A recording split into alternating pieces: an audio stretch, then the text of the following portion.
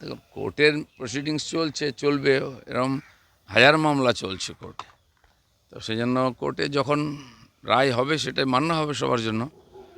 কিন্তু এটা তো ঠিক যে যেভাবে মমতা ব্যানার্জি আইপ্যাককে বাঁচাবার চেষ্টা করেছেন, মনে হচ্ছে কিছু একটা রহস্য আছে ওখানে। পুলিশের বদলি নিয়ে রাজ্যে স্বরাষ্ট্র দপ্তরের চিঠি সিইও। সরকারি যে ব্যবস্থা প্রশাসন, তাতে কিছু বলার নেই, চলছে। সরকার তার মনের মতো করে করছে, ইচ্ছা করে। প্রতি 6 মাসে একবার আইএস আইপিএসদের পুরোপুরি পাল্টে দেওয়া হয়। কেন হয়, কী ব্যাপার, সেটা কেউ জানে না। তাতে তো ওরা প্রশাসনিক ব্যবস্থা শোধরাচ্ছে না।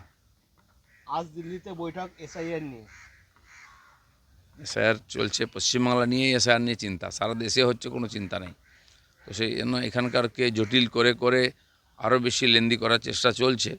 ইলেকশন কমিশন পুরোপুরি চেষ্টা করছে যাতে এটা ঠিক হয়, কিন্তু সরকার, রাজ্য সরকার যদি সহযোগিতা না করে ঠিক সময় আর ঠিকভাবে শেষ করা তো মুশকিল আছে। মুর্শিদাবাদে হুমায়ুন কবির মেয়ের শ্বশুরবাড়িতে ব্যাংক অ্যাকাউন্ট সম্পত্তি ফ্রিজ করলো পুলিশ মাদক পাচারের অভিযোগে।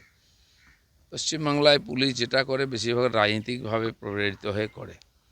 তো যদি অন্যায় করে থাকে তো নিশ্চয়ই তার ব্যবস্থা নেওয়া উচিত। কিন্তু হুমায়ুন কবির প্রশ্ন তুলেছেন, আওয়াজ তুলেছেন সরকারের বিরুদ্ধে, বলে তার পরিজনের বিরুদ্ধে পুলিশ ঝাঁপিয়ে পড়বে, এটা গণতন্ত্রের মধ্যে হতে পারে না।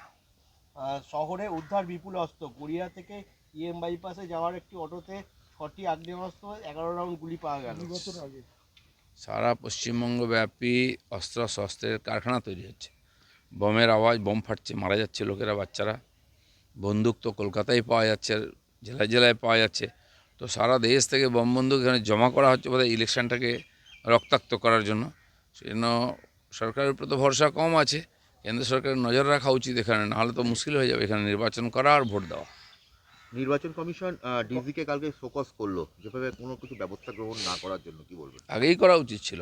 সুপ্রিম কোর্টের রায় সত্ত্বেও নির্বাচন এখানকার ডিজি থেকে আরম্ভ করে পুরো পুলিশ বিভাগ কোনো সহযোগিতা করেনি। যে ধরনের হিংসা হয়েছে এসআইআর শুনানিতে, বা সাধারণ মানুষ এবং বিরোধীদের যেভাবে মারপিট করা হয়েছে, প্রকাশ্যে টিএমসির নেতা এমএলএরা ধমকি দিচ্ছে, মারছে রাস্তায়, আর পুলিশ দাঁড়িয়ে দেখছে। তারপরেও কোর্টে বলার পরেও কোর্টের সিদ্ধান্ত মানছেন না ওরা। অথচ মমতা ব্যানার্জি এসআইআর থেকে বাঁচার জন্য বারে কোর্টে যাচ্ছেন, নিজে কালো কোর্ট পরছেন।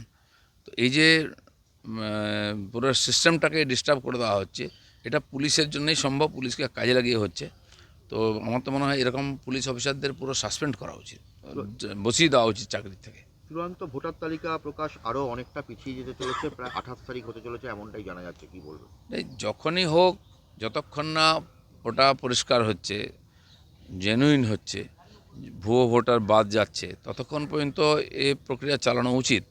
সেই জন্য বেশি লোকবল লাগানোর জন্য আর নির্বাচন কমিশন বলেছে, কিন্তু রাজ্য সরকার সহায়তা করছে না। কতজন অফিসার লাগবে হ্যাঁ বলে দিচ্ছে, কিন্তু কারা কোথায় যাবে সে অফিসারদের কোনো নাম নেই। রাজ্য সরকারই চাইছে না এসআইআর ঠিক সময় ঠিকভাবে হোক।